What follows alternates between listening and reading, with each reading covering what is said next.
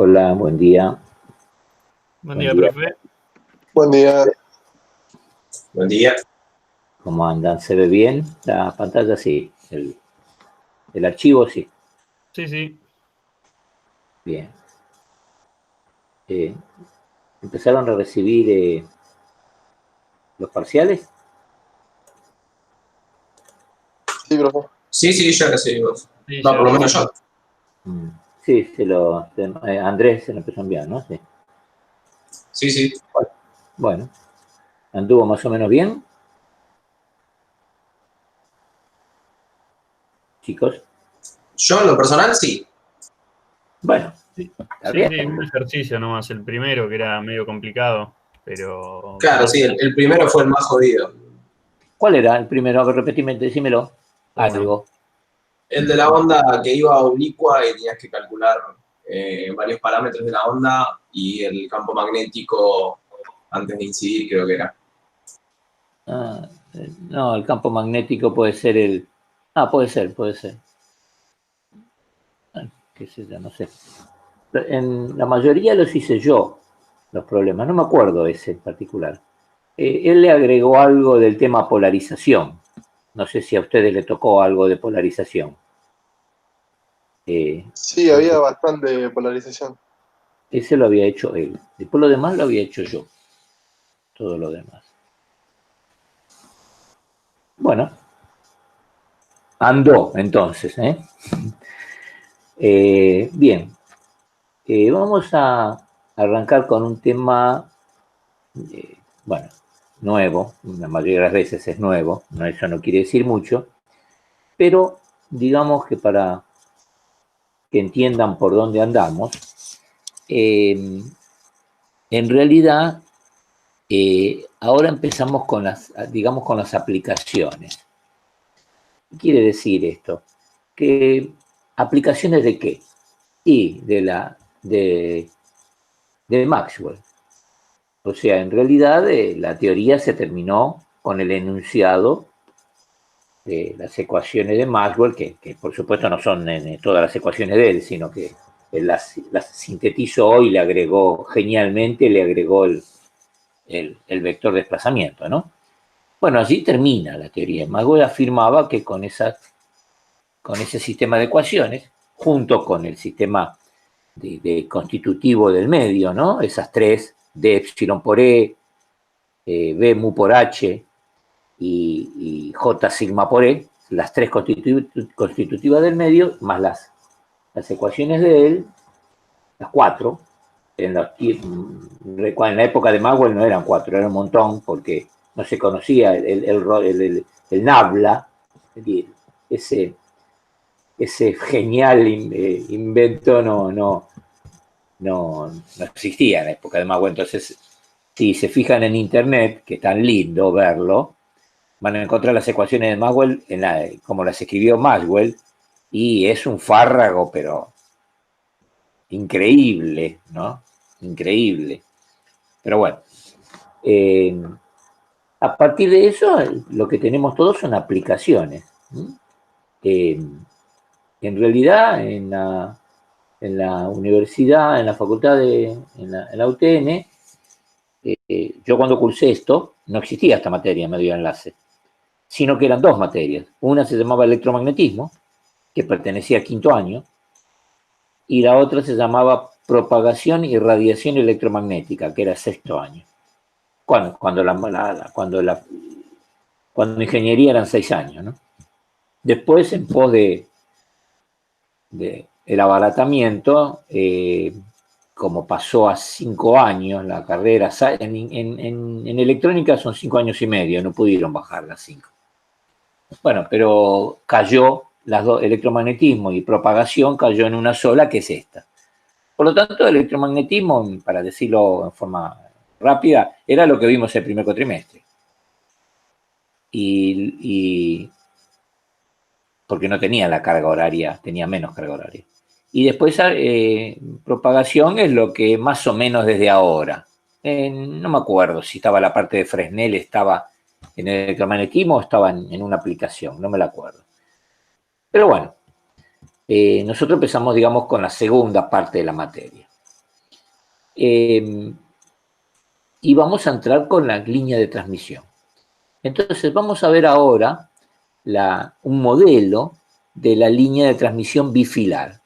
La línea de transmisión bifilar es la que nosotros conocemos, la que tenemos en casa para trasladar la energía eléctrica. Los dos cables paralelos, ¿no? Nada más que va a haber una diferencia abismal, y ahora lo vamos a ver. Esa es la que vamos a ver, lo que vemos nosotros, lo que vamos a ver nosotros, es el modelo de Kelvin. Kelvin hizo un modelo. Miren, pasó lo siguiente. Geométricamente, la línea bifilar la podemos ver de tres maneras distintas, geométricamente. Una, las microcintas. Las microcintas son estos que tienen acá en la pantalla, que esto que ven acá, se lo voy a mostrar, esto que ven acá es una cinta, esta, ¿no? Así, y así es una cinta de un tamaño pequeño, se usa mucho en los circuitos integrados, ¿eh? Esta es una cinta, así, ¿eh? Esta es una cinta, la otra de abajo paralela. Se llaman microcintas. En una circunstancia ahora, por ejemplo, la cinta superior es positiva y la inferior negativa, o sea, el semiciclo está en esta circunstancia. Por lo tanto, el campo magnético tiene esta geometría que están viendo, y el campo eléctrico es así, ¿no?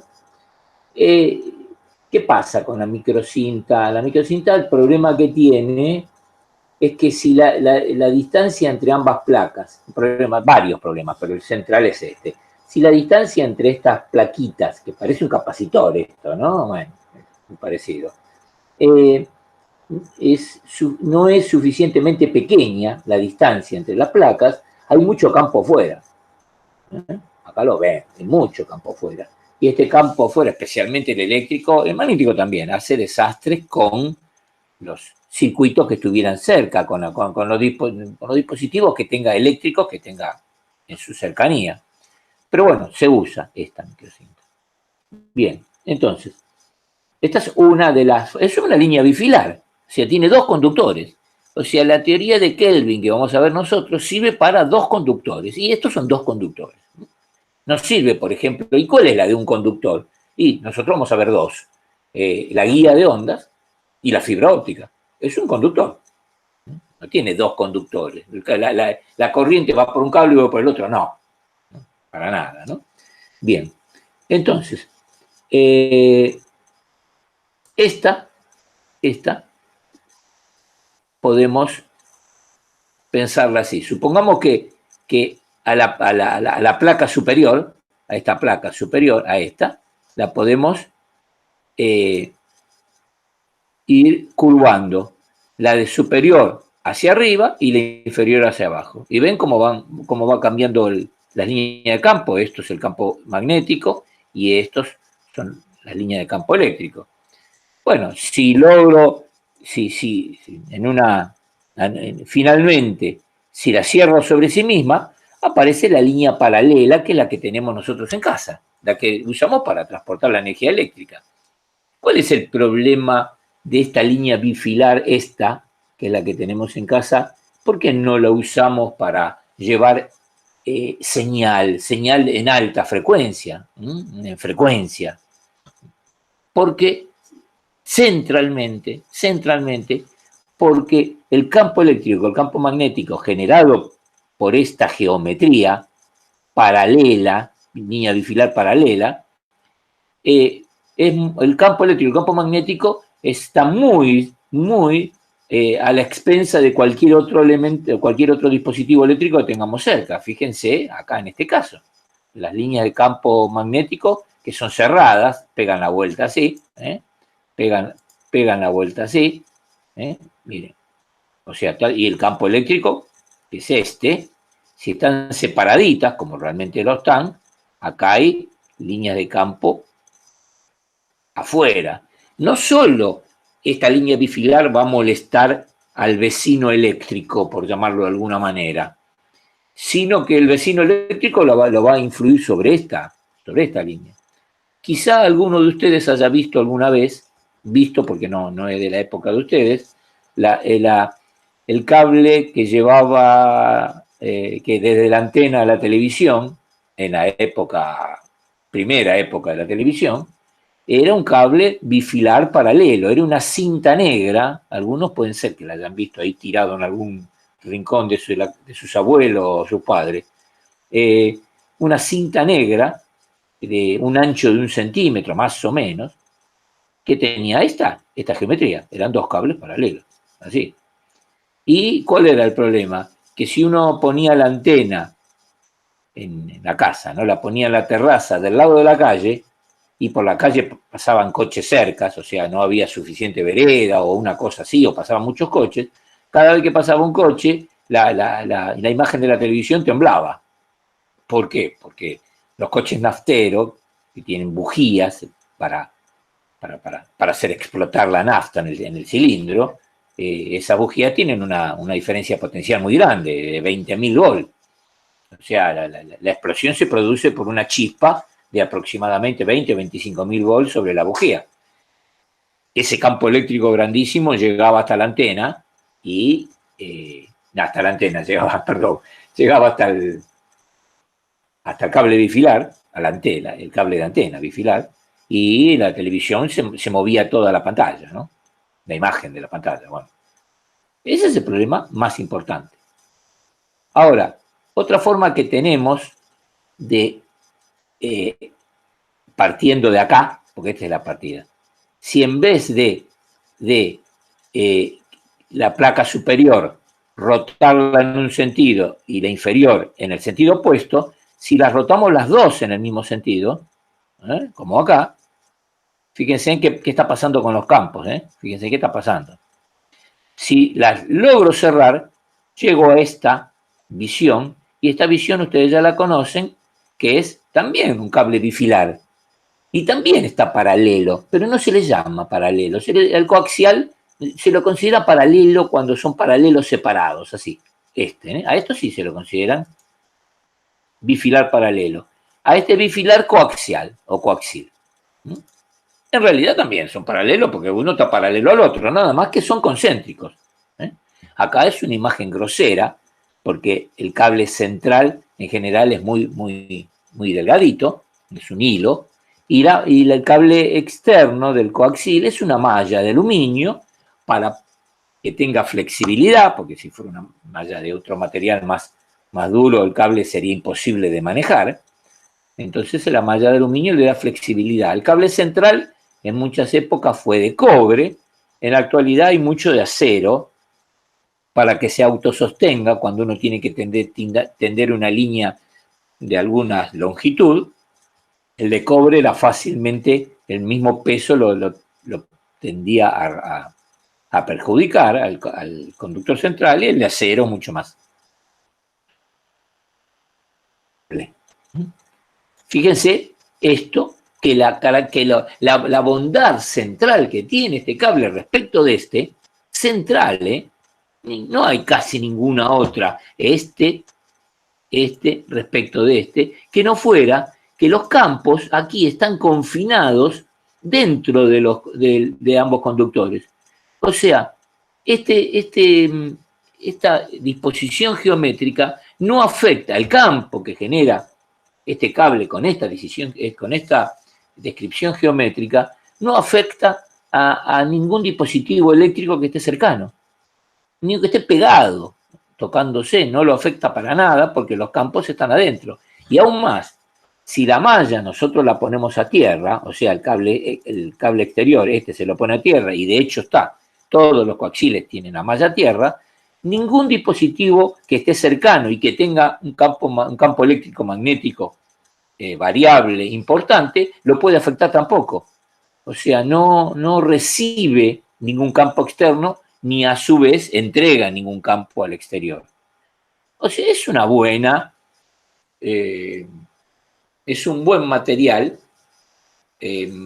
Quizá el problema más grave que tiene es su atenuación. La atenuación es muy grande y cuando uno tiene que llevar energía en distancias grandes, hay que amplificar, la atenuación es importante, Sí, pero la ventaja que tiene es muy fácil de usar. Uno lo puede interrumpir fácilmente y unir, cosa que no puede hacer con otro dispositivo. La fibra óptica, que es enormemente superior a este cable, y la palabra enormemente es pequeña, para que ustedes se den cuenta, habría que decir enormemente al cuadrado, si quieren, que no es una exageración, ya cuando la veamos se van a dar cuenta, es enormemente más efectivo que este, tiene algunos problemas. Y hay un problema, varios problemas centrales. En la fibra óptica no se puede llevar energía. Yo no puedo llevar 1 kilowatt en la fibra óptica. Y ese es un problema. Y otro problema grave que tiene la fibra óptica, a pesar de seguir siendo enormemente más efectivo que esto, otro más grave que esto, que no se puede guardar la información en forma óptica. No hay manera, todavía no se descubrió cómo guardar. Cuando yo quiero almacenar información, tengo que bajar la frecuencia y usar un coaxil y llevarlo a una memoria, todas de las que ustedes conocen. Pero no existen memorias a nivel óptico. La fibra óptica está casi en el infrarrojo, o en el infrarrojo prácticamente. Y ahí no hay forma de guardarla. Tampoco puedo llevar la energía. Y si yo quiero trasladar energía, por ejemplo, de un transmisor a una antena, porque voy a emitir, qué sé yo, radio X, la radio tal, necesito mandar del transmisor a la antena, ¿cómo la mando? ¿Con fibra óptica? No, porque tengan en cuenta que, por ejemplo, uno que conozco yo, que es Radio Nacional, el transmisor es de 250 kilowatts. O sea, el cable coaxil que lleva la energía desde el transmisor hasta la antena es un cable coaxil que tiene un diámetro aproximadamente de 30 centímetros. Parece un caño de gas. Y ese cable coaxil. Ahí van los 250 kilowatts. ¿Se entiende? Entonces, acá tenemos un panorama de la segunda parte de la materia y cómo vamos a ir viendo las cosas. Vamos a estudiar, lo primero que estudiamos es el conductor bifilar. O sea, la teoría que vamos a ver ahora no solamente está restringida al coaxil, sino que también sirve para sí, no se va a usar, pero bueno, y también es aplicable a esto, a todo. ¿Está bien? Entonces, ¿qué pasó con esto? Se lo voy a decir porque es interesante. Allá por el año 1870, 150 años hace, quisieron conectar, mejor dicho, terminaron conectando, ¿no? Pero de entrada quisieron conectar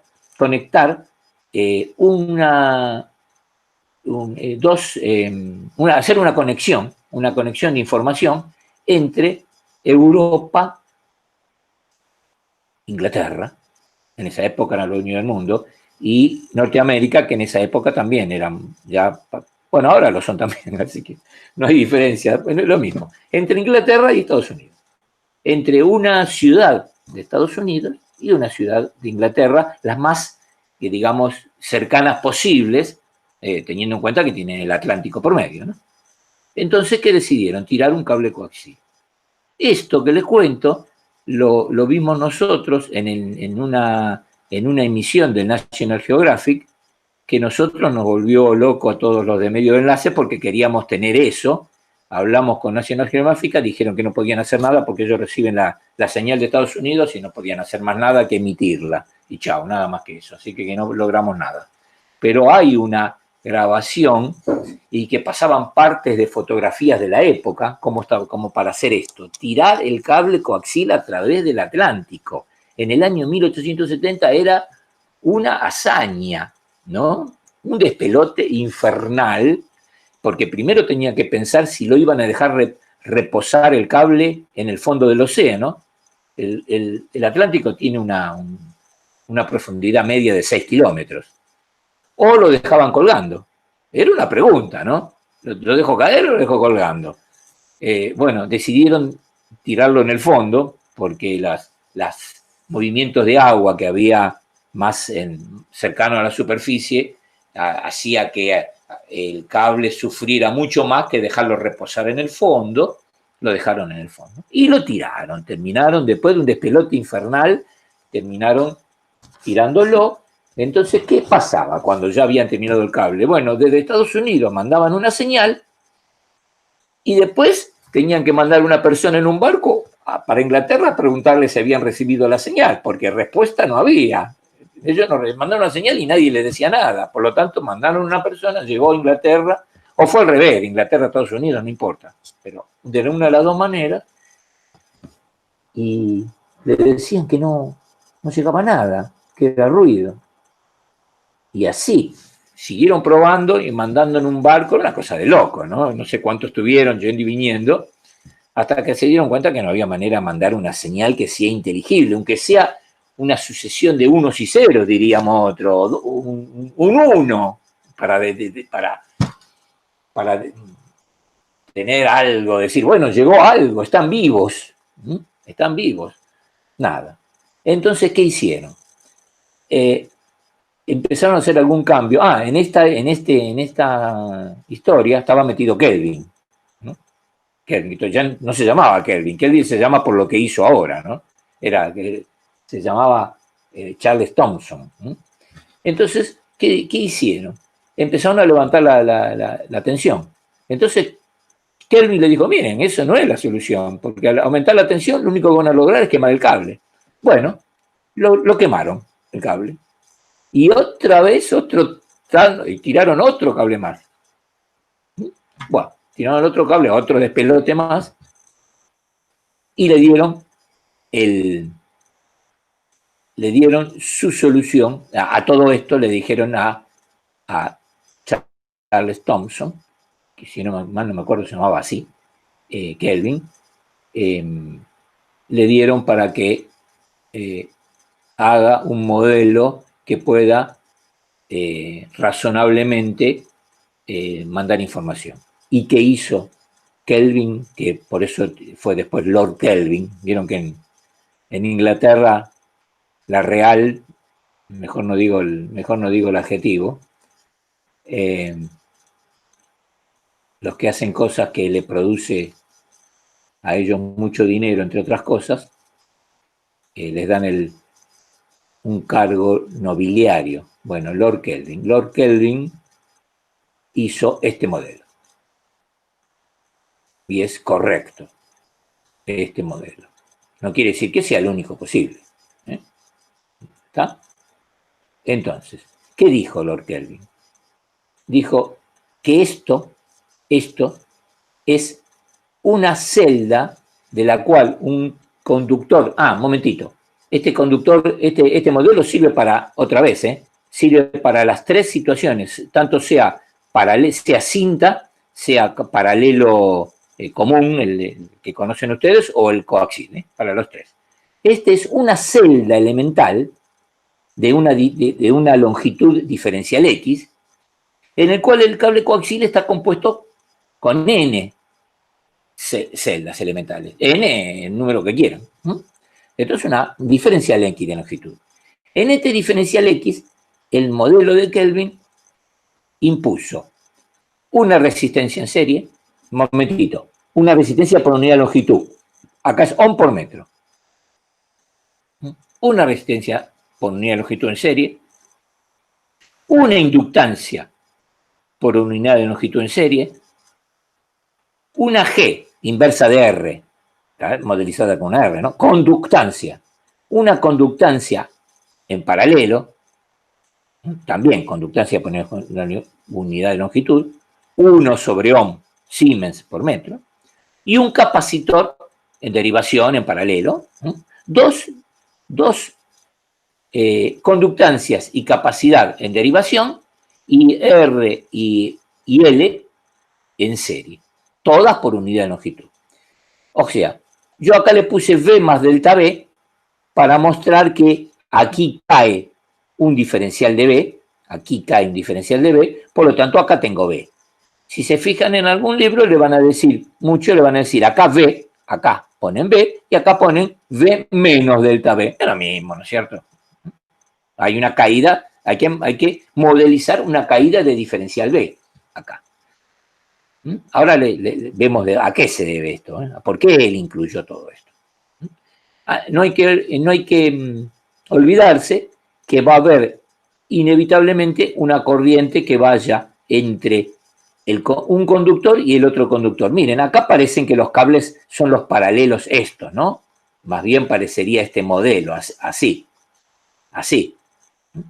Pero sin embargo, nosotros lo vamos a utilizar siempre así porque nuestro modelo va a ser un coaxil, ¿eh? Así, lo vamos a utilizar así. Y son dos conductores, ¿eh? Por lo tanto, esto está modelizando al coaxil. Hay corriente entre el conductor central, supongamos que es este, y la malla, que es esta. Ahora vamos a ver todo por qué. ¿Está bien? Entonces, ¿por qué puso una resistencia en serie por unidad de longitud? Porque simplemente Kelvin dijo que no había ningún conductor que él conociera, que nadie conociera, que no tenga resistencia. Por lo tanto, ahí está, en esta celda elemental, la resistencia por unidad de longitud, que es pequeñísima, bueno, pero como tiene una multitud de celdas, la resistencia total puede ser importante.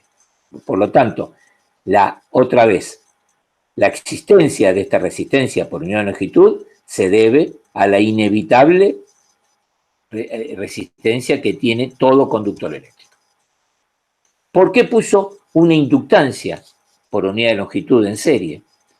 Porque nosotros debemos saber que el hecho de que exista una corriente eléctrica, y acá va a circular una corriente eléctrica, ¿no? Chica o grande, no importa, en este caso, el hecho de que exista una corriente eléctrica tiene asociado inmediatamente un campo magnético. No existe un campo magnético si no es fruto de una corriente eléctrica. ¿Están de acuerdo? Si no, Ampère se enoja. Todo campo magnético es fruto previo de una existencia de una corriente eléctrica. Por lo tanto, acá va a haber un campo magnético alrededor del cable. Ese campo magnético alrededor del cable, yo puedo figurar que está atravesando secciones. Y sí, el campo magnético acá va a ser alrededor de este cable, es así, ¿no? Son circunferencias de radios, de distintos radios. O sea, la sección es la sección que ustedes quieran, la que es importante cerca del cable. ¿Qué quiero decir? Que si hay un B, campo magnético, hay un phi sub B. ¿Qué es phi sub B? El flujo de B. El flujo de B. O sea, es la cantidad de B que atraviesa una sección dada. O sea, haciendo un B, hay un phi sub B.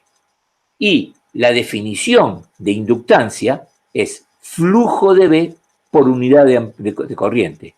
O sea, el numerador, flujo de B, denominador Ampère, corriente. Eso es el Henry. Weber sobre Ampère, Henry. O sea, tener una corriente eléctrica en un conductor significa tener una pequeñísima inductancia.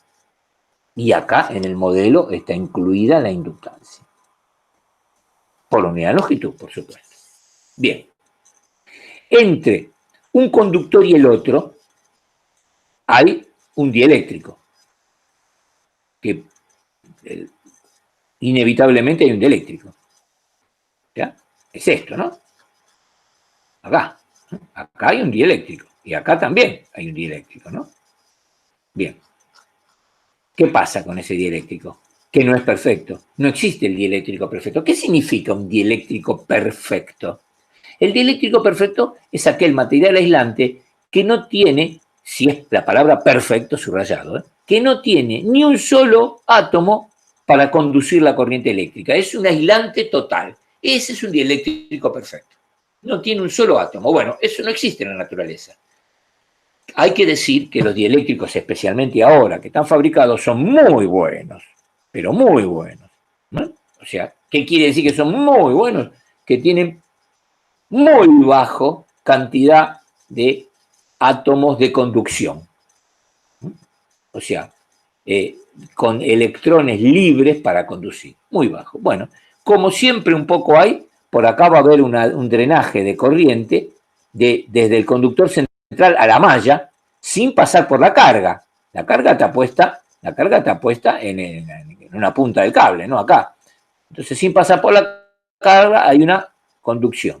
Especialmente cuando uno deja el cable coaxil, como hacemos todos, toda la vida puesto en un lugar. Entonces, la malla, que es de aluminio, termina impregnando al dieléctrico de átomos de aluminio. Y los átomos de aluminio son átomos de conductor. Por lo tanto, el dieléctrico con el tiempo empieza a ser más imperfecto, empieza a conducir, que es lo que no quiero que haga.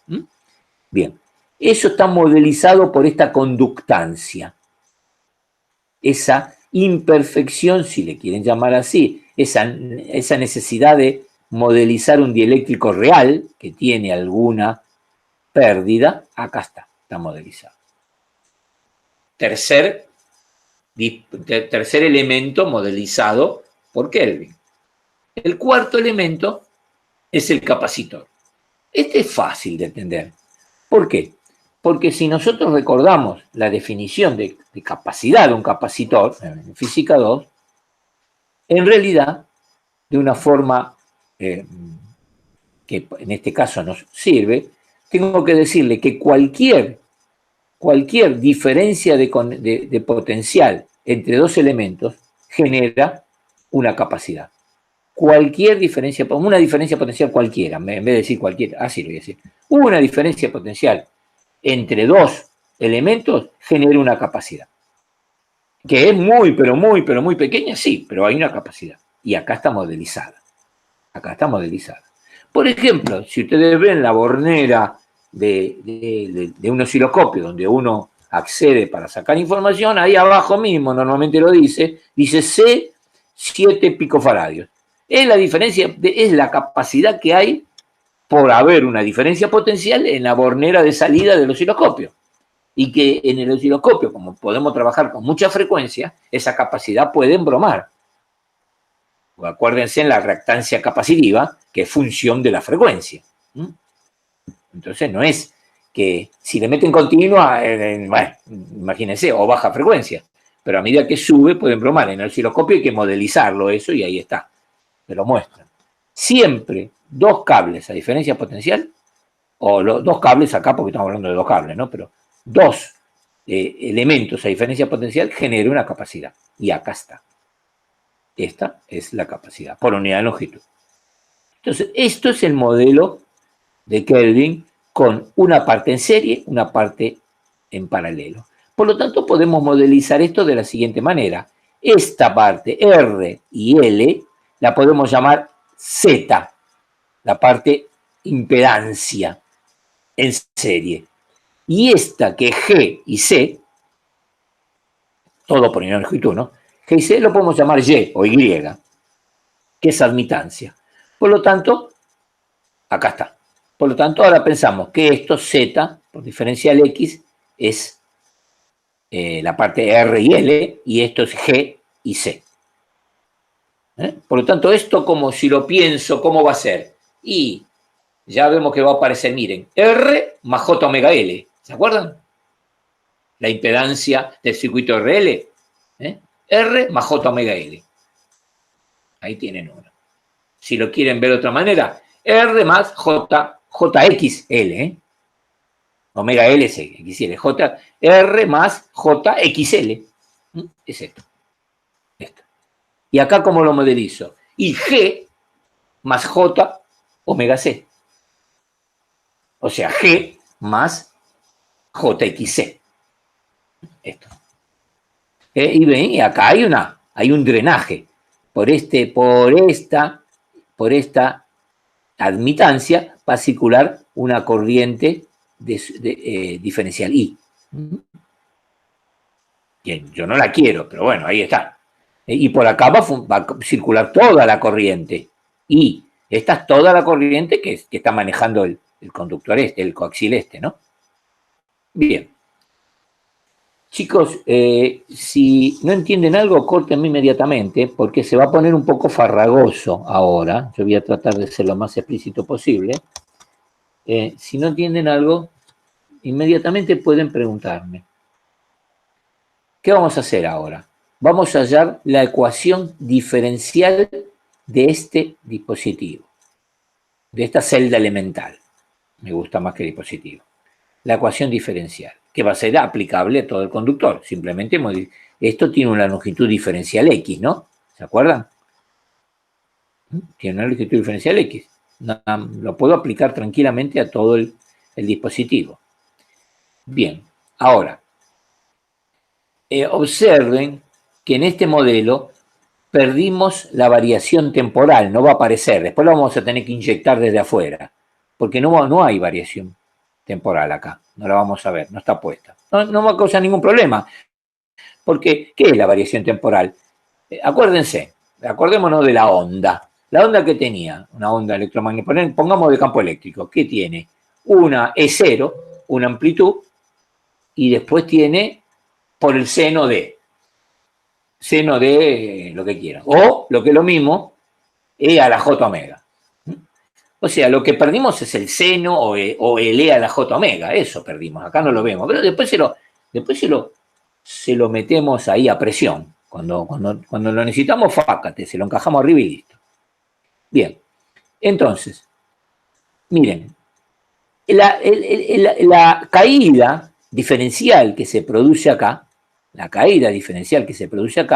es igual al producto de la corriente que circula, que mira, estoy viendo acá, la corriente que circula acá, por la impedancia, por diferencial X. Chicos, acuérdense que acá los dispositivos eran ohm por metro, y Henry por metro.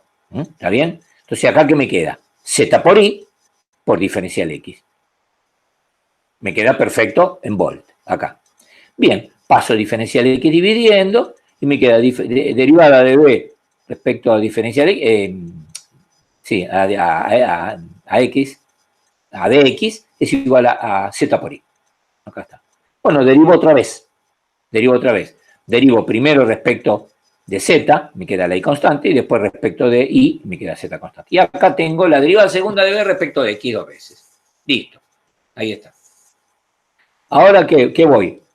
A la parte de la corriente. Digo que diferencial de I, esta. Diferencial de I, ¿a qué es igual? A B sobre Z. B sobre Z, pero acá no la estoy llamando Z, la estoy llamando la inversa de Z, Y. En vez de poner B sobre la Z en paralelo, pongo B sobre la YY en paralelo. Acá está. Por diferencial de X. Paso otra vez diferencial de X dividiendo y me queda V por I. La derivada de la corriente respecto de X, V por I. Otra vez derivo de vuelta, derivo otra vez, y la primera derivada respecto a I me queda V constante, la segunda derivo a B y me queda Y constante. Bien. Y entonces ahora vamos a llegar a una cosa que quiero volver para atrás. Miren cómo se llamaba esto. Miren cómo se llamaba esto. Teoría de la línea de transmisión bifilar uniforme. ¿Alguien puede abrir el micrófono y decirme qué es esto de uniforme? Delen, abran el micrófono. ¿Qué significa que es uniforme? La línea bifilar. Ni idea. No ¿Es entendí. igual en toda la longitud? Claro que No, siempre es igual. Repetí una de las tres porque lo entiendo muy mal. O suban. Esperen. Tengo que subir el micrófono. Soy yo. Tengo que subir. No tiene. Soy yo. Tengo muy bajo. Espera un cachito. Era eso, sí. Ahí está. ¿Puede ser, profe, que sea igual Ahora lo escucho. en todo el largo? Sí, está bien. Vamos a ponerlo un poquito mejor, pero es lo que vos decís, sí. Si es uniforme, es que sus parámetros no cambian en toda su longitud. Eso es, ¿no? No cambian. Quiere decir que esa celda se repite con los mismos valores. Si R es, qué sé yo, una millonésima de ohm por metro y L es un nanohenry por metro, lo sigue siendo a toda su longitud. Bueno, ya va a ser un despelote uniforme, imagínense que si cambie, ¿no? O sea, no cambia. Y si no cambia, la derivada de Z respecto de X, acá estoy, la derivada de Z respecto de X es 0, porque no cambia la impedancia. Y la derivada de Y respecto de X no cambia, Por lo tanto, acá, en mi ecuación que había llegado yo acá, estas se fumigan, estas. ¿Y qué me quedan? Acá está hechito, muy fácil esto, no pierdo el tiempo acá. ¿Qué me queda? Que la segunda de B respecto de X dos veces menos V por Z por Y es igual a 0. Desaparecieron estas, porque la línea es uniforme. Y la larga segunda de Y respecto de X dos veces es Y por Z por Y, corriente. Acá es tensión por Z, acá es corriente por Z, por Y, igual a 0. Y estas son las dos ecuaciones válidas para cualquier línea de transmisión compuesta por dos conductores. Acá lo dice bien claro. Acá está. Esta. Bien. Ahora, dadas estas dos ecuaciones, vamos a hallar las soluciones de las ecuaciones diferenciales. Son ecuaciones diferenciales porque tengo mis incógnitas bajo derivada. Porque ¿qué es lo que quiero analizar yo? ¿Cómo es V e I? Z, Y, son parámetros de la línea. Eso lo conozco. Ahora, yo quiero saber cómo es la tensión y la corriente a lo largo de la línea. Perfecto, es la solución de esto. Bien, matemáticamente es fácil entender que una de las soluciones es esta, que V es igual a E a la gamma X. Gamma es una constante en el tiempo y en X, ahí está. Entonces, miren, V a la gamma X, la derivo dos veces, me queda gamma cuadrado por V a la gamma X. Entonces, si la reemplazo, acá la tiene, el reemplazo, saco factor común, E a la gamma X, y me queda E a la gamma X igual a gamma cuadrado menos Z por Y igual a 0, un paréntesis. Esto no puede ser 0, porque si E a la gamma X es 0, no tengo nada, no tengo X, no tengo cable, por lo tanto lo que es 0 es gamma cuadrado menos Z por Y. Si gamma cuadrado menos Z por Y es 0, me queda que gamma es más menos, ahora veo por qué le puse el más menos, espero un cachito, gamma es raíz de Z por Y. Ahí tengo una solución. Pero la otra solución es E a la menos gamma X, porque como está al cuadrado, también es solución, es lo mismo, es todo lo mismo. Nada más que tenga un signo de diferencia. Por lo tanto, las dos soluciones particulares, se llaman particulares esta, son más raíz de Z por Y menos raíz de Z por Y. Las dos soluciones particulares. Por lo tanto, la solución general es una combinación lineal. Acá está. Una combinación lineal de ambas. ¿Se entiende? Esta, una combinación lineal de ambas. ¿Qué significa una combinación lineal? Que la puedo sumar o restar y que le puedo agregar alguna constante. Ojo, la constante que yo le agregue, C1, no puede cambiar en X, porque si no, no es una constante. Acá mi variación está en X. Por lo tanto, C1 no puede variar en X. Y C2 tampoco. Pero, ¿le impediría cambiar en T, en el tiempo? No. Puede cambiar todo lo que quiere en el tiempo. ¿Por qué? Porque mi ecuación diferencial me impone que tiene que ser una combinación lineal que la puedo afectar por constantes de mi variable, y mi variable es longitud.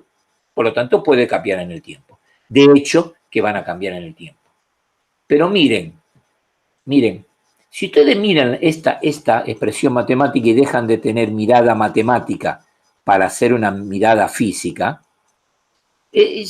uno podría empezar a recordar, si recuerdo un poquito, la onda incidente y la onda reflejada. Ven que acá hay una E, seguramente acá está metida la J, no va a haber ninguna duda, acuérdense que sí, porque Z es R más J, omega L, y Y es G más J, omega C, por lo tanto acá va a haber una J. Y si acá hay una J elevado a algo que tenga J, donde hay un desplazamiento, un signo positivo, y lo mismo, un signo negativo, ¿no tiene olor a la onda incidente y a la onda reflejada? ¿No tiene un poquitito de parecido a la VI y a la VR? al EI, el campo incidente ER. ¿No tiene un parecido? Bien. Para ir acercándonos a lo nuestro, dejarnos un poco de dejarlo como matemática pura. Bien, lo que sí podemos decir que C1 y C2 tienen que ser dos tensiones. ¿Eso por qué? Y bueno, porque esto es una tensión. Por lo tanto, C1 y C2 tienen que ser tensiones. Bien, acá lo tienen. Entonces, esto era de acá, miren. ¿Se acuerdan que la 7, esperen, que me lo... Sí, acá está. ¿Se acuerdan que la derivada de B respecto de X, acá, la derivada de B respecto de X es Z por I? Bien. Entonces, ¿dónde estaba? Acá. La derivada respecto de X es Z por I. Por lo tanto, I es 1 sobre Z por la derivada de B respecto de X. 1 sobre Z por la derivada de B respecto de X. Bien. Pero la derivada de B respecto de X, ¿qué? Tengo que derivar a B respecto de X. ¿Y B qué era? B era C1 por E a la raíz más C2 por E a la menos la raíz por X, bla, bla. Derivo eso. Es fácil. Baja el exponente, la raíz, acá también baja, acá baja con el signo. Por lo tanto, este signo más me va a quedar menos. Acá lo tienen, ¿ves? ¿De qué quedó menos? Bajó. Acá lo tienen. Bien, ¿está bien? Miren ahora. Miren esto. 1 sobre Z raíz de Z por I. Acá está. 1 sobre Z raíz de Z por I. Esta Z en el denominador, yo la puedo meter adentro de la raíz, la meto en la raíz al cuadrado. Por lo tanto, se me va con la Z de arriba y me queda que 1 sobre Z por raíz de Z por I es raíz de I sobre Z. Y si la quiero pasar al denominador, ahora van a ver por qué. Si la quiero pasar al denominador, la paso al denominador al revés. En vez de ser raíz de I sobre Z, es raíz de Z por I. La pasé al denominador. Entonces, ahora, cuando vengo acá, me queda que es C1 sobre la raíz de Z por I por E a la menos C2, el menos, acuérdense porque había bajado el menos, raíz de Z por I por E. Miren, si esto es una tensión, y lo es, ¿y esto qué unidades tiene? Esto, miren, es Z dividido Y. Y es 1 sobre ohm. Por lo tanto, esto es Z cuadrado. Por lo tanto, la raíz de Z cuadrado es Z. Por lo tanto, es impedancia.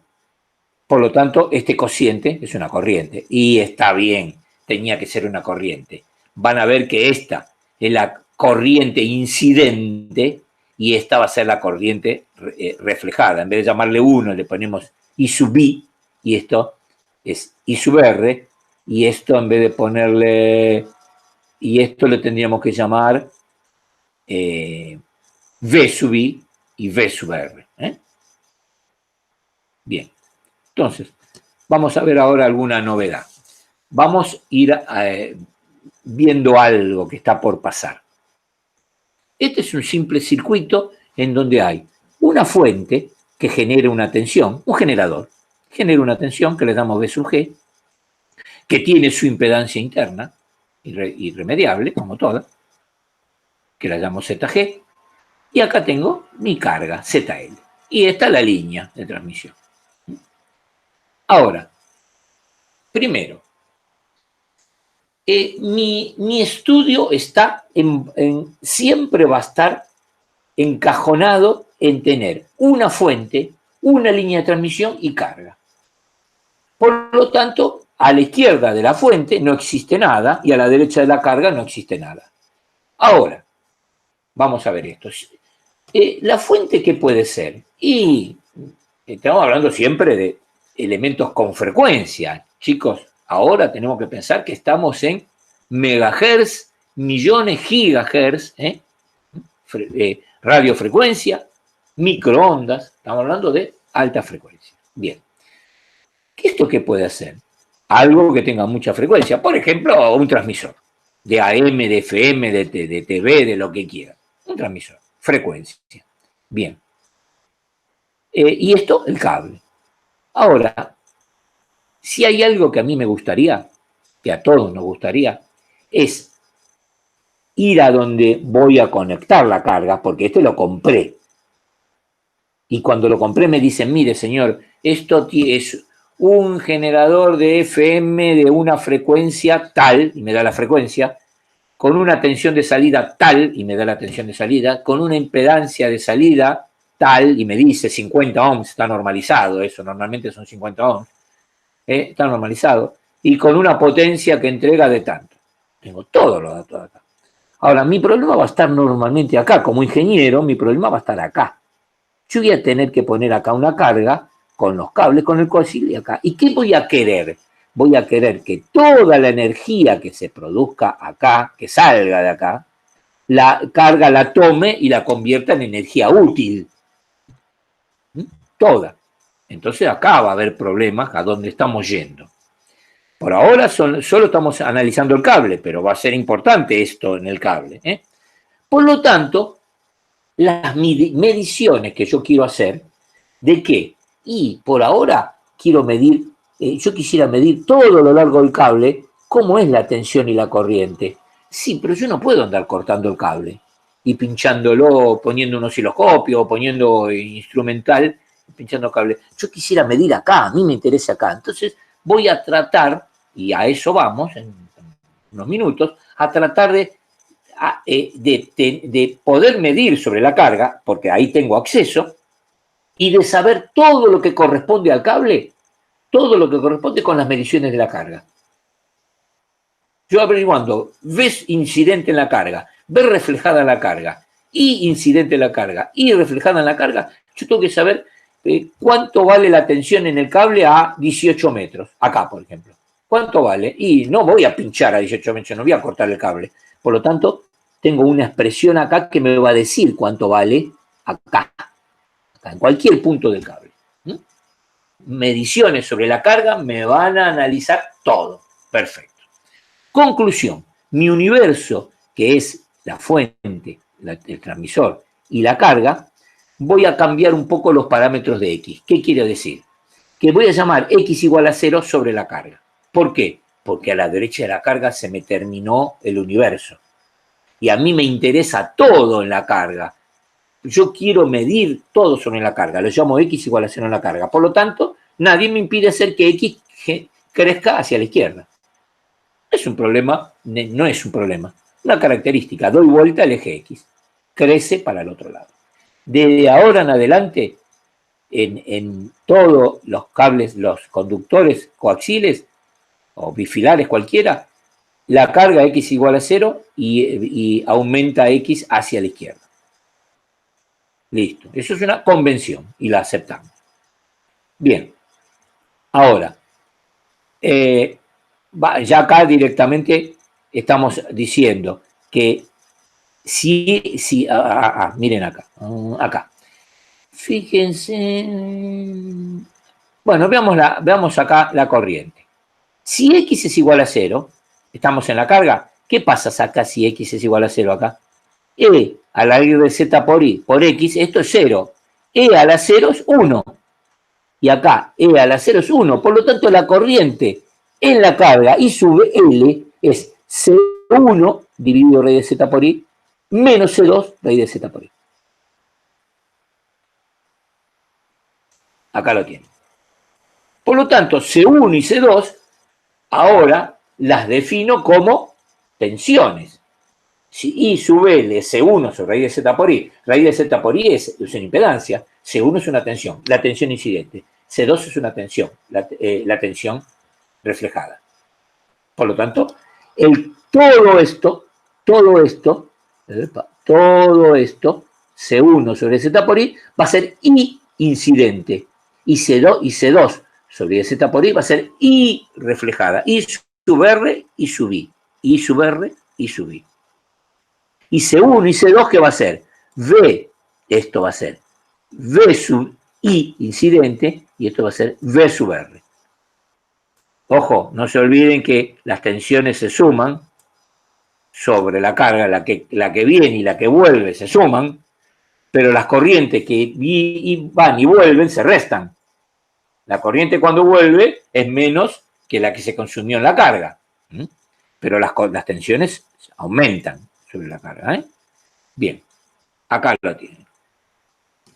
Ahora, C1 es V por I, pero nadie me impide darme cuenta que esa tensión V sub I varía en el tiempo. Ah, era V sub I por el coseno de... Sí, era, acá está.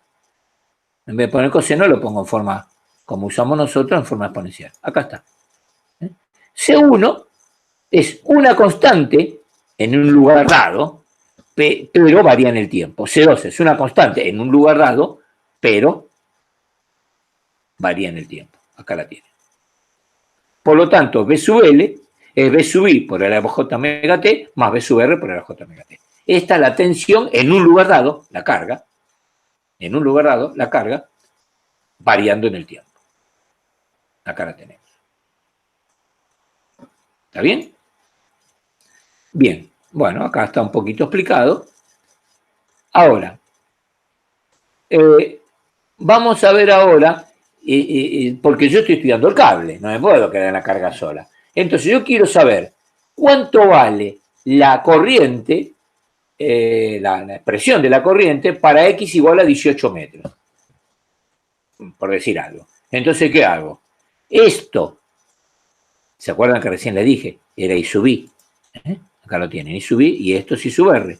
Si lo multiplico por E a la J omega T, que ya lo tengo, ¿no? Y lo multiplico por E, porque en cualquier punto de la línea no me desaparece esto. Esto no me desaparece en cualquier punto de la línea, porque X vale 18. Entonces acá lo tienen, ¿eh? Acá ponen X18, y me da la corriente para X igual a 18. La corriente incidente y la corriente reflejada. Esta es la expresión de la tensión y de la corriente para cualquier punto de la línea. Cualquier punto de la línea. Si me voy arriba de la carga, me quedo con la que ya conocen. Acá está.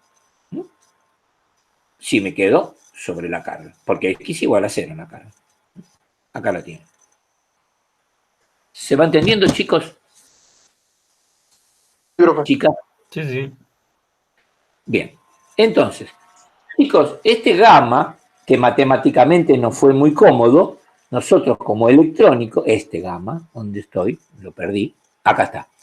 Como electrónico, ya sabemos que gamma es la constante de propagación, que es alfa más J beta.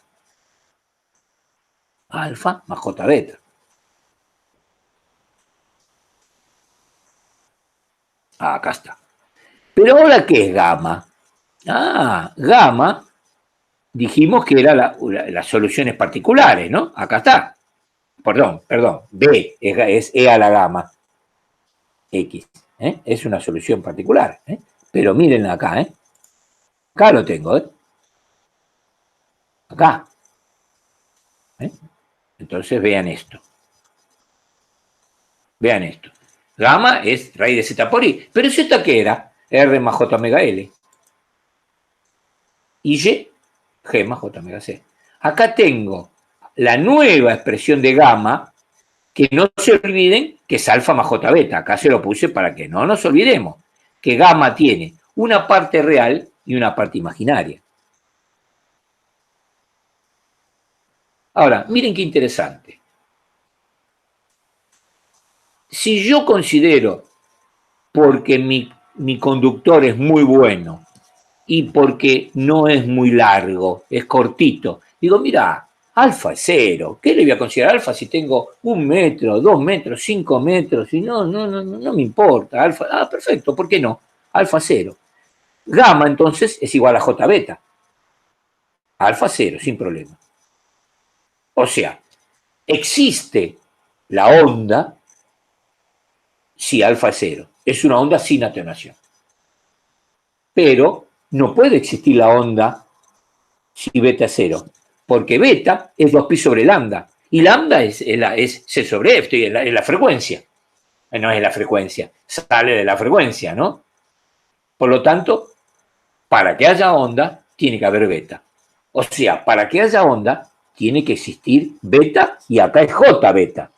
O sea, estoy viendo que esta raíz me quede una raíz compleja siempre, porque si no, no hay onda. Siempre, porque si no, no hay onda. Esta. No importa si tengo atenuación o no. O sea, si tengo alfa. Si no tengo alfa, R es 0 y G es 0. Eso significa que el cable no tiene resistencia, no lo considero, que el dieléctrico no tiene pérdidas, no lo considero. Entonces, ¿qué me queda? J cuadrado, omega cuadrado, L por C, bla, bla, bla. Sale J afuera y me queda J a la raíz. Ahí está, no importa. Después lo vemos eso. Conclusión, gamma es J beta, si no hay atenuación. ¿Está claro todo esto?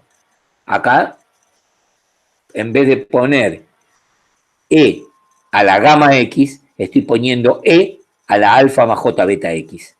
Era lo mismo que antes. Acá era E a la menos gamma X. Y estamos poniendo a alfa más J beta por X.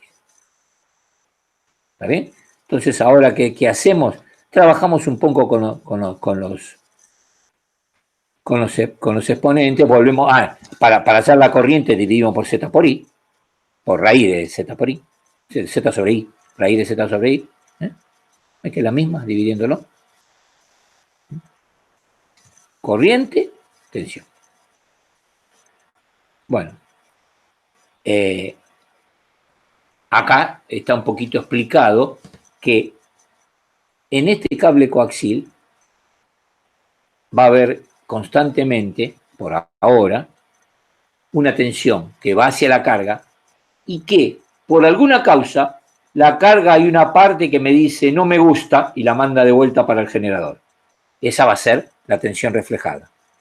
Visto desde el punto de vista de la corriente, va a haber una corriente que va hacia la carga, I sub I, y la carga, como la tensión la rebotó, esa tensión rebotada genera una corriente rebotada que va a ser la I sub R, la I reflejada. O sea, va a haber tensión y corriente incidente y tensión y corriente reflejado.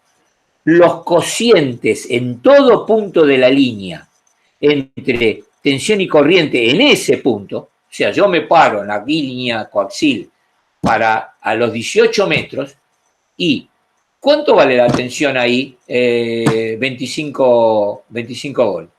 Y la tensión incidente, 25 volt. ¿Y la corriente incidente cuánto vale? Y medio ampere. 25 volt dividido medio ampere, 50 ohms. ¿Saben qué es eso? La impedancia característica del cable. No va a cambiar. Si yo en vez de hallar B sub I sobre I sub I, hallo el cociente B sub R sub I sub R, va a ser un cociente, ambos valores son distintos, pero cambian de tal manera que su cociente permanece constante. Va a decir 50 ohms lo mismo, el cociente este. Y estas van a ser las corrientes, evidentemente. O sea, la impedancia característica del cable, que es muy importante, y si quieren pongan la palabra muy 3 veces, es tan importante que califica al conductor. Es muy importante. Le tengo que decir por qué, a pesar de que no lo vamos a ver ahora. Porque yo, cuando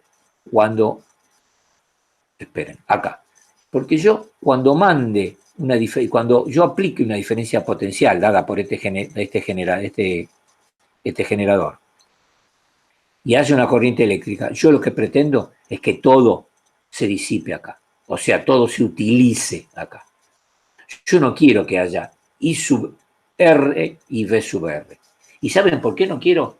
Por dos causas y las dos son sumamente grandes. La primera, si yo estoy generando energía útil, que me la está dando este generador, este transmisor, lo que quieran, yo quiero que todo eso que la estoy pagando se convierta en energía útil acá. Yo no quiero que me devuelva todo. Me devuelva una parte. Es energía que yo pierdo. Perfecto. Esa es evidentemente una necesidad. Pero hay otra que es tan importante como esta. Acá muchas veces hablamos de potencia. Pongamos el ejemplo de siempre. Radio Nacional. 250 kilowatts. De acá están saliendo 250 kilowatts. Imagínense que la carga rebota, o sea, no admite un 20%. Vuelven 50 kilowatts. ¿Saben lo que pasa con este transmisor si vuelven 50 kilowatts? Lo ponen en órbita. Porque la válvula de salida, los transmisores de FM es una válvula. La válvula en la salida es una válvula. La válvula de salida, cuando recibe 50 kilowatts, se pulveriza. O sea, no puede volver esto, ni loco. ¿Entienden? Por lo tanto, hay que hacer lo imposible porque toda la señal se disipare en el sentido de que se transforme en energía útil, que no vuelva a nada. Para eso nosotros vamos a ver unos temas que se llaman adaptadores para lograr que eso suceda. Por ahora vamos a tirar el cable, no vamos a adaptar nada. Pero la línea es esa, estudiar dos dispositivos que los incluyo acá en el medio y no vuelve nada. No vuelve nada. El generador se piensa que todo se consumió. Un poquitito hay algo de mentira, ¿no? En el sentido de que hay un poquito de energía que se pierde, pero un poco, muy poco. Pero lo importante es que no vuelve nada al generador. Bien, entonces sigamos. Llegamos acá. Y ya tenemos... Ah, no, acá habíamos llegado. Acá habíamos llegado. Perfecto. Bien. Ya vimos la impedancia característica, que es muy importante. Y Z0 es raíz de Z por I. Pero acuérdense que Z es R más J omega L. Y Y es G más J omega C. Miren, y acá vamos a ir a algo muy aplicable y muy de entender. Miren, ¿qué pasa si yo voy a usar un cable coaxil para frecuencia muy baja? Ustedes dirán, yo no lo vi nunca, yo tampoco. Pero ¿qué pasaría? Problemas pasaría. Miren, si la frecuencia es baja, omega es bajo. Si omega es bajo, el producto omega por L es bajo. Y el producto omega por C es bajo. Quiere decir que una R, por más chiquita que sea, una R siempre va a estar en el orden de este producto, omega por L. Por lo tanto, no voy a poder despreciar la R. Y acá abajo no voy a poder despreciar la G. ¿Y esto qué me importa que no lo puedo despreciar? Que Z0 final, para omega baja, Z0 final va a tener una parte real y una parte imaginaria. O sea, va a ser de la línea, a ver, digamos, 80 menos J35. Y eso es imposible. Imposible. ¿Por qué? Porque mi generador, acá está, mi transmisor, lo que quieran, me está dando una salida real pura. No me puedo dar una salida compleja porque ya me está diciendo lo hice mal el transmisor porque tengo una salida compleja. Todo lo que se modeliza como energía útil es en electrónica, en el tema eléctrico, es la parte real, los resistores. Eso es lo que yo en física 2 lo había visto como algo que me molesta o que disipa. Acá la palabra disipación es convertir en energía útil. Todo lo que se convierte en energía útil se modeliza como parte real, como resistor. Por lo tanto, el tipo que fabricó esto lo sabe largo y dice, mi transmisor tiene 50 ohms de salida. No 50 ohms menos J80, no, 50 ohms. Por lo tanto, que no puedo poner un cable acá de 35 menos J80, no sé lo que dije. No puedo. Por lo tanto, esto acá. Por lo tanto, acá, ¿qué tengo que hacer?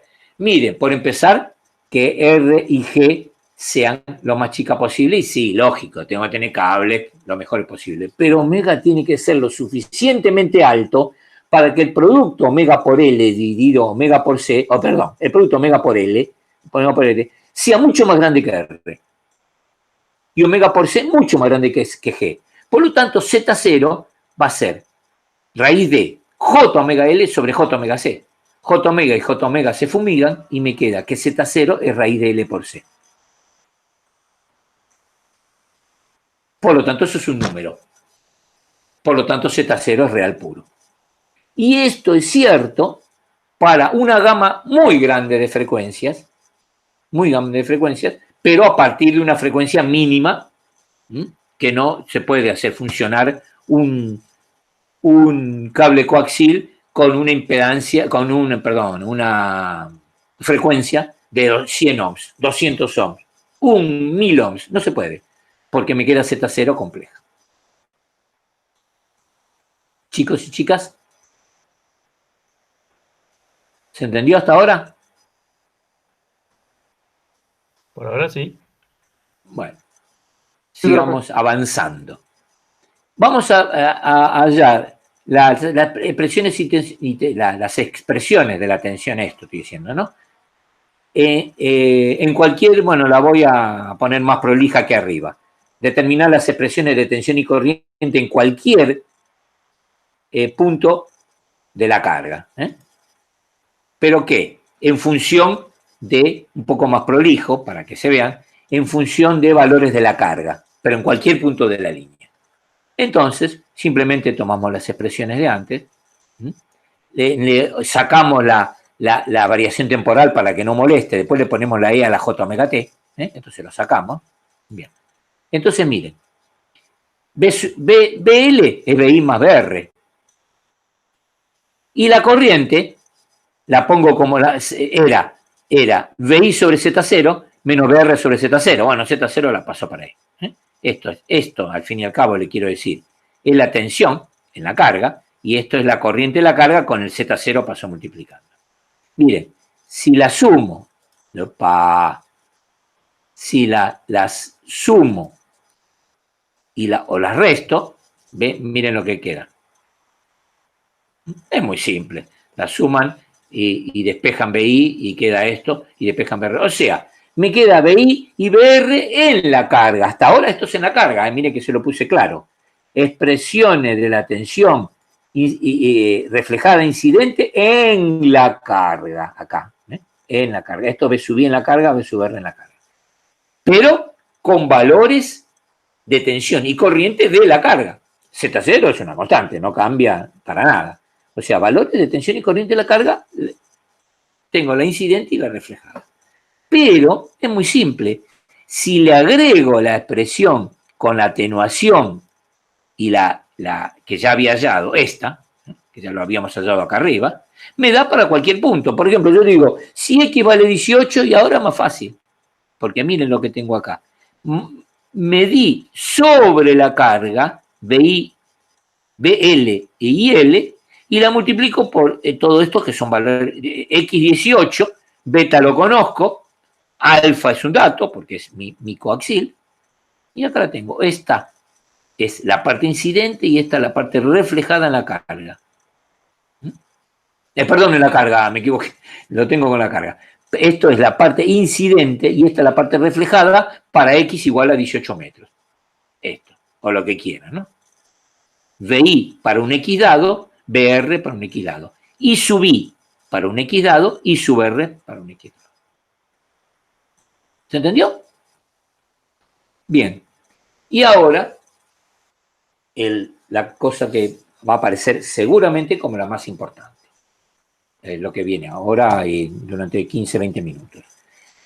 Voy a trabajar un poquito acá. Simplemente lo que hice acá es sacar el paréntesis, abrir el paréntesis, y después juntar la parte que dice E a la gamma X con E a la menos gamma X. Acá acá es con E a la gamma X también, y acá hay un más. Y acá está E a la menos gamma X, y acá hay un menos, y acá la E a la menos gamma X. ¿Ven? Eso lo junto acá, y acá está. Simplemente de acá llegamos acá. Acá. Y esto, chicos, no sé si se lo acuerdan, espero que sí, esto es el coseno hiperbólico. Esto es el coseno hiperbólico. Cuando hay un más, es el coseno hiperbólico. Y cuando hay un menos, es el seno hiperbólico. Por lo tanto, tengo corriente y tensión, corriente y tensión con cosenos y senos hiperbólicos. Acá está. Entonces, acá tengo la tensión, ahora más chiquita, con el coseno hiperbólico. Esta es la parte incidente y esta es la parte de... Y acá tienen la corriente. Con senos y cosenos hiperbólicos. Ahora, ¿qué estoy buscando yo? Porque ahora tendría que haberlo dicho 10 veces antes y no lo dije. ¿Qué es lo que estoy buscando? Estoy buscando lo que le pasaba a Kelvin. Kelvin se dio cuenta que la impedancia de un cable coaxil, cuando lo corto, no es constante, cambia. A ver, quiero decir esto, chicos. Supónganse, vamos a ir a un extremo facilongo. Supónganse que ustedes quieren planchar un par de medias. Bueno, acá me dicen que las medias no se planchan. Sí, tienen, no importa. Pueden planchar lo que quieran. Y agarran la plancha y le ponen la plancha y dicen, no llego a la mesa con la plancha, porque el cable es corto. Entonces, ¿qué hago? Le pongo un alargue.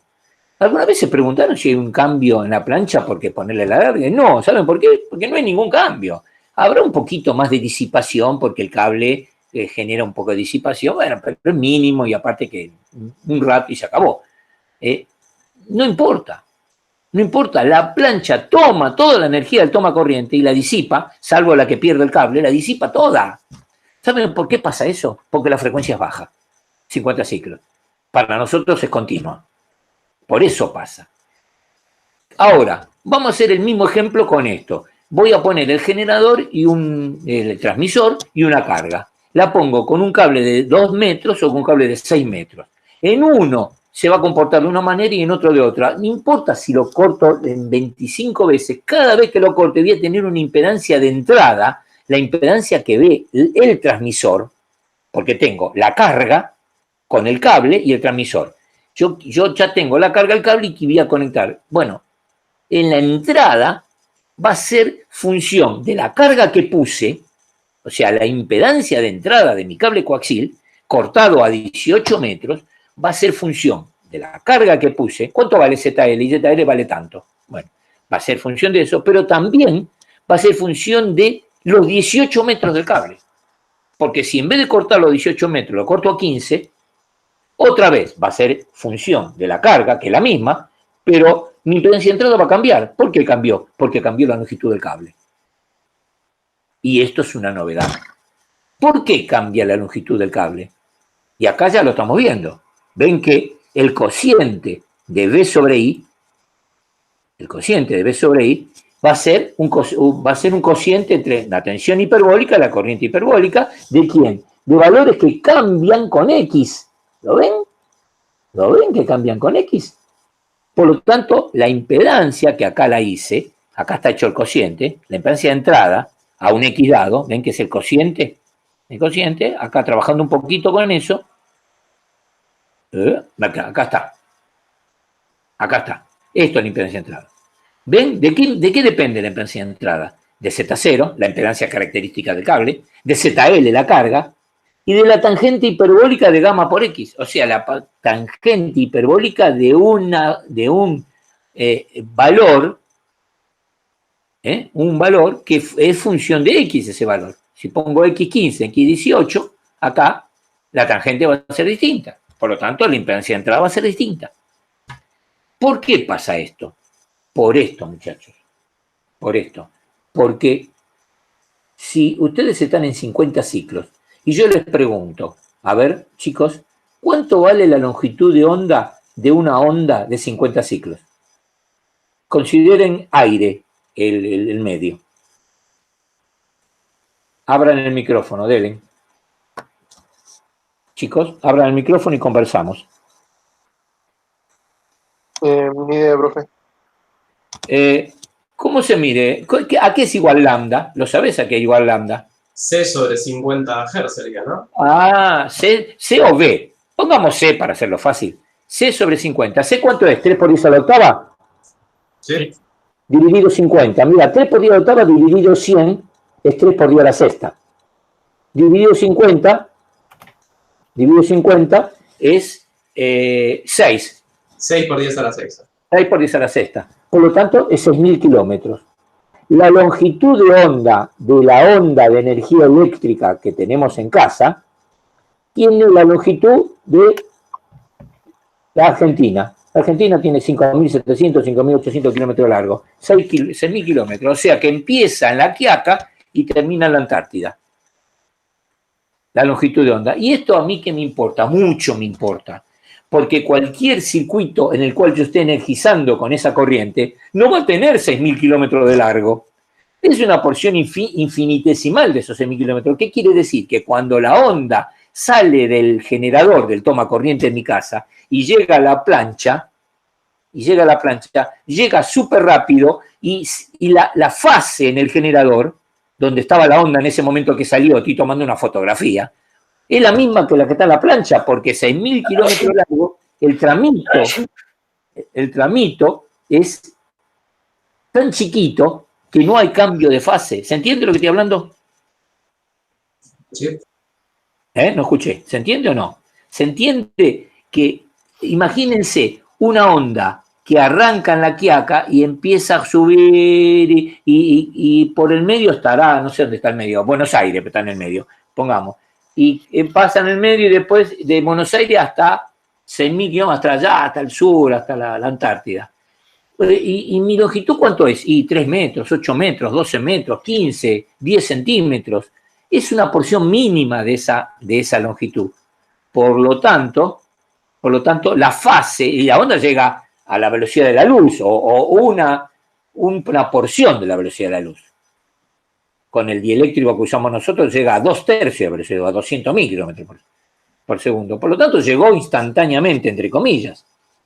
Por lo tanto, la fase es siempre la misma. Ahora, ¿qué pasa si la onda, por ejemplo, en vez de ser de 50 ciclos de 3 GHz? Estoy diciendo un número cualquiera.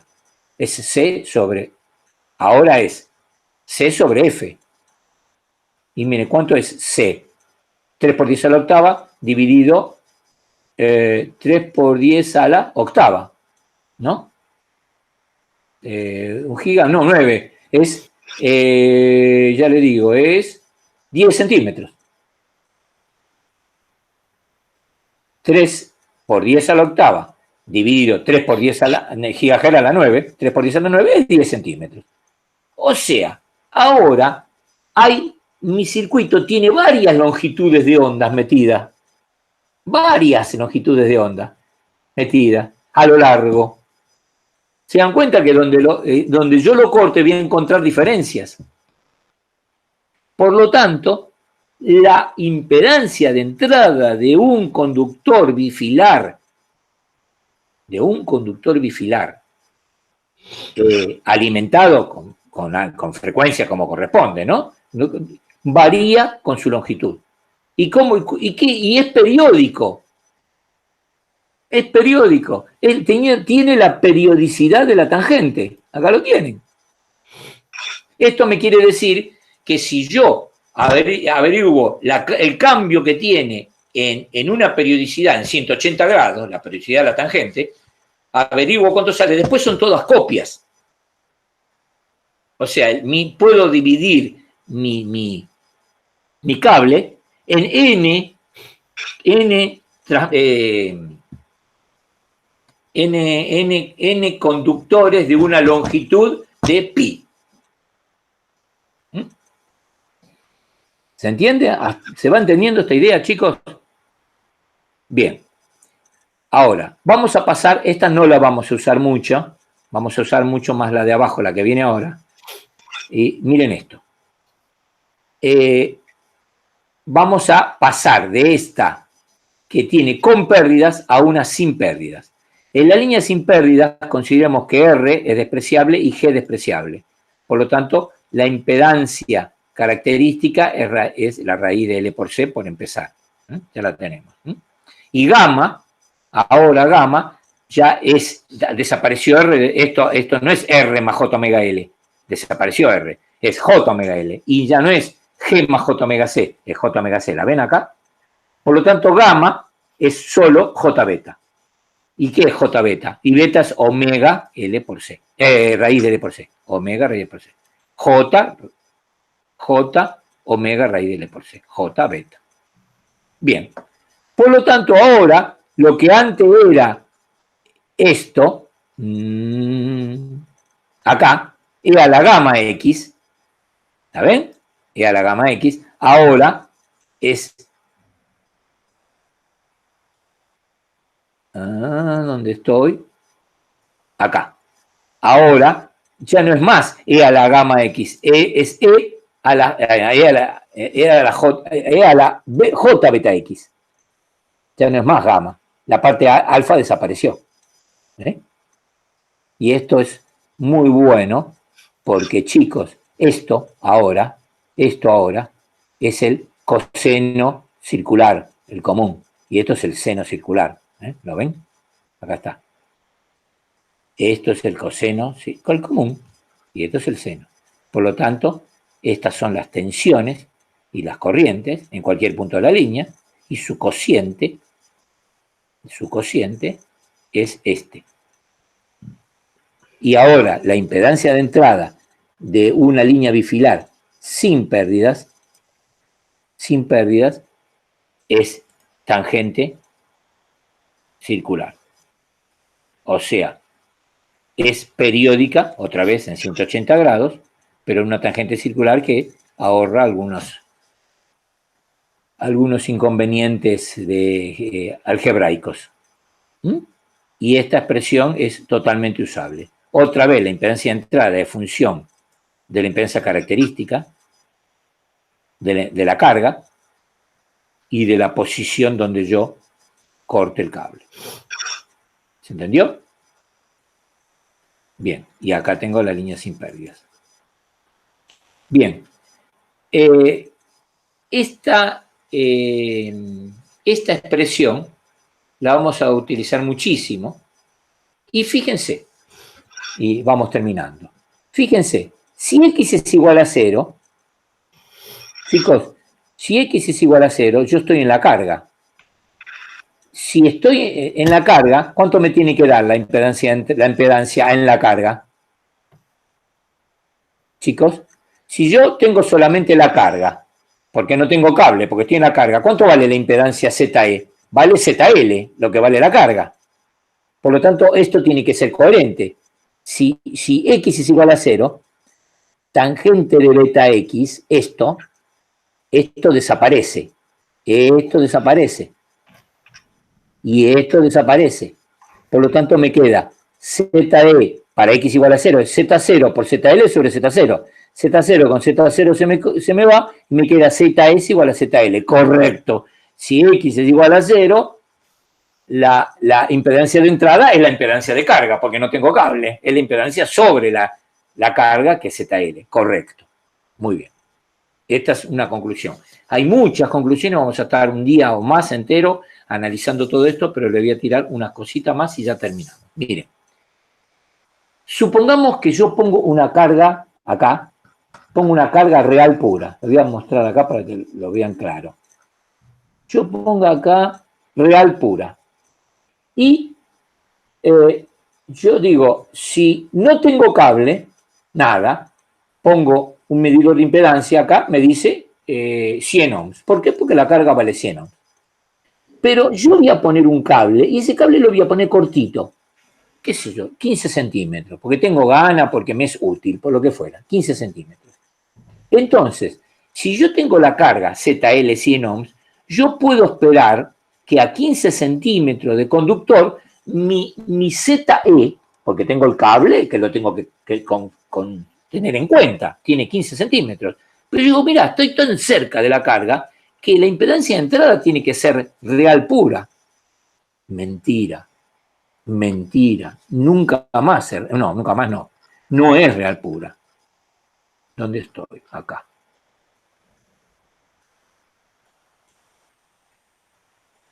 Acá. No es real pura. Porque a pesar de que ZL valga 100 ohms, acá pongo 100 y acá también, esto, J por 100, por la tangente de beta, que es 2 pi sobre lambda, por X 15 centímetros, 0,15, va a dar un valor, por lo tanto la impedancia de entrada ya va a ser real, parte real y parte imaginaria.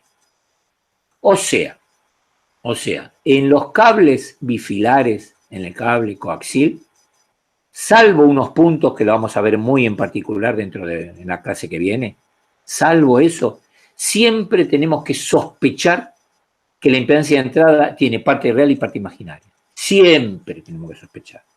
Salvo unos 2 puntos muy característicos, siempre va a tener parte real y parte imaginaria. No importa si el cable tiene 2 metros, 20 metros o 20 centímetros. Siempre, salvo esos 2 puntitos, lo voy a decir muy particularmente, siempre va a tener parte real y parte imaginaria.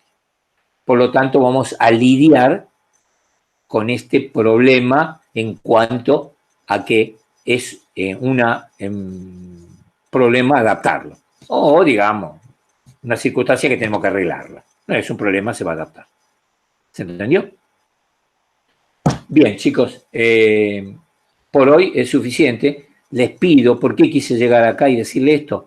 Porque la semana que viene nos vamos a meter con esta y con algunas cosas como estas. Miren.